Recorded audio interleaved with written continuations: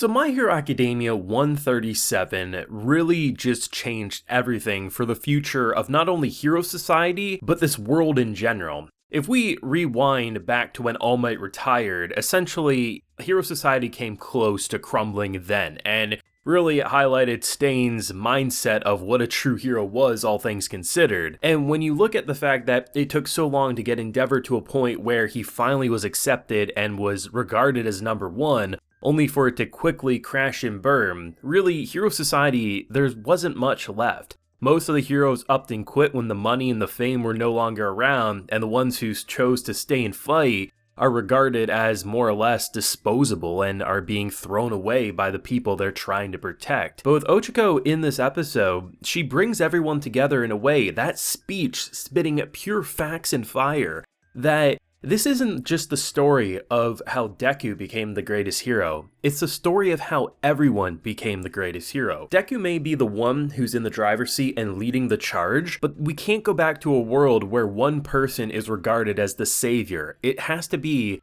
everyone empowering each other. And the fact that rather than it being something where Deku's now just regarded as All Might, or Deku seems to be the one true hero, he may have these amazing powers, but he's just an ordinary guy at the end of the day. I am very interested to see where it's going to go, because if I'm not mistaken, that's supposed to be Stain at the end of this episode looking at All Might. And I'm very interested, are we going to go the direction of who once was an enemy now could be a potential ally? I don't know, but either way, the future is looking bright once again for another season of My Hero. With one episode left to go, I'm more excited entering a future My Hero season than ever before as I leave this current one. Now, full live reaction is available on my Patreon, so if you do want to see my full uncut thoughts, head on over there and consider supporting. Great episode. I heard a lot of buzz and hype about this episode, and personally, my prediction was I was expecting the way Deku would stay, because really the only reason he's here is because he's kind of being reluctantly dragged in. Given the amount of hostility thrown his way,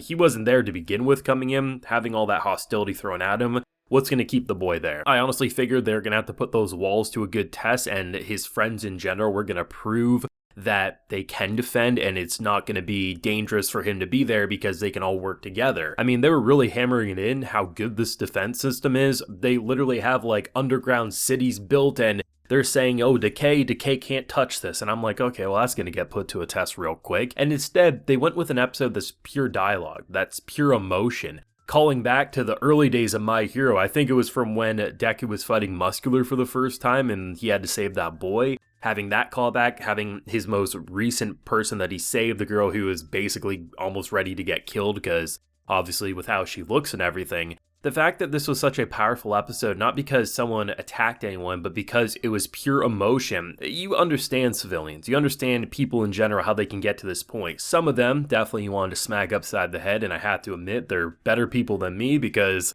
honestly, if I was put in that situation, I would have just upped and left. I said, all right, good luck, guys. I'm going to Paris. I'm going on vacation at this point. Screw you. This was a beautiful moment, not just because of our girl coming up there and giving this speech, but I love how the overall theme of this episode was that it's a group effort, that it started with All Might trusting in Deku, and then it went to this, and then it went to this, and it just kept going and going, ultimately to this point where she got up on the rooftop and completely confessed her feelings out loud. And I think one of the best points of this episode, which maybe people won't talk about as much because there's so many little points with her, but it's when she's a kid. So there's this moment where there's some hero doing some heroic things and everyone's looking, cheering on. But up until the very end, she was looking at the general crowd. She was looking at this man just so happy and she was cheering with him. And it wasn't until her parents were like, no, he's the hero. You gotta, cheer him on, that she started. The fact that this all gets summed down to as Deku is just a boy. He might have some special powers. He might be incredible in that way. But at the end of the day, he's no different than you. That's really what she was trying to get across. And the fact that we go from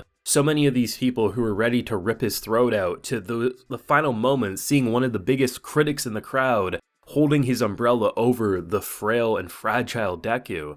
I mean, it brings a grin to your face because after everything they've been through, Hero Society is basically held together with duct tape that was found at a garage sale. It is not strong, it is not sticky, and one wrong move, it's all crumbling. But the fact that you have heroes who early into the show, you would look at them and say they're in it for the money and fame. They stuck around because, honestly, they knew what they needed to do. The fact remains is that the very small group of people who stuck here are doing it because they're true heroes. They want to protect, they want to serve. There's no reward, there's no great big paycheck, there's no big parades and hip hip hoorays going on. Everyone hates you because you didn't do enough, and yet you're giving your life for this. And then there's Deku, a boy so alone and afraid and broken right now, and he sees the people that he's trying to protect tossing him away. It's no wonder he wants to turn away and run. And the fact that it gets brought together, not because everything is perfect right now, there's still tension, and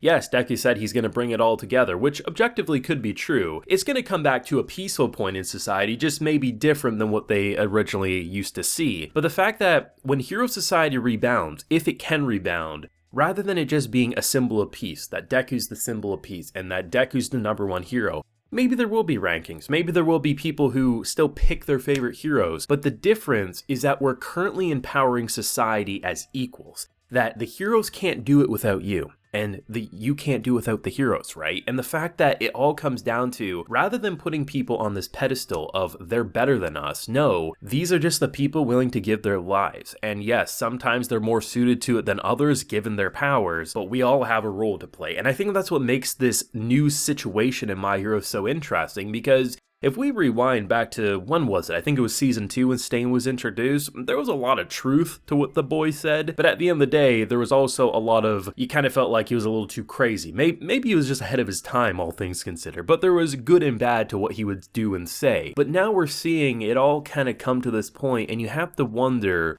where do we go next? We gotta take the fight to Shiggy, because honestly, as much as they say this defense is looking good, I do worry that if push comes to shove, how good that defense really will be for multiple assaults. Like, even if you fend off the first wave, can you keep on doing it? I don't know. But the current situation is really held together by duct tape. Everything that currently stands is because things worked out in the right way, in the right order, but man, it could have went very, very wrong. Eraserhead seemingly has lost an eye, he has a fake leg. I'm interested to see if he has any of his powers left, a bit of his powers left, none, I don't know. But all things considered, they are clearly ending this season on a bang. They've had the best action, I think they've had the most emotion. In general, I think it's been the best My Hero season. And the fact that I am leaving this season just as excited for the next one, I mean, they did something right here. They really, really did. I like the structure of the season, how it just immediately popped off and just continued full swing. In an episode like this that doesn't have that action but has just as much emotion, because what the characters are saying has been pent up and built up for generations, it feels like. And the fact that it kind of feels like characters are more or less equal for the first time in years is insane to see. But hey, those are just my feelings. What is everyone thinking about the second to last episode of My Hero Academia Season 6? Do let me know down below. Drop a like if you enjoyed, subscribe if you're new around here, ring that bell so you can get notified when I upload on the channel. And of course, as I mentioned, we do have that full live reaction available on my Patreon, and while you're there, you can also get a video shoutout. So today, we have Duckman,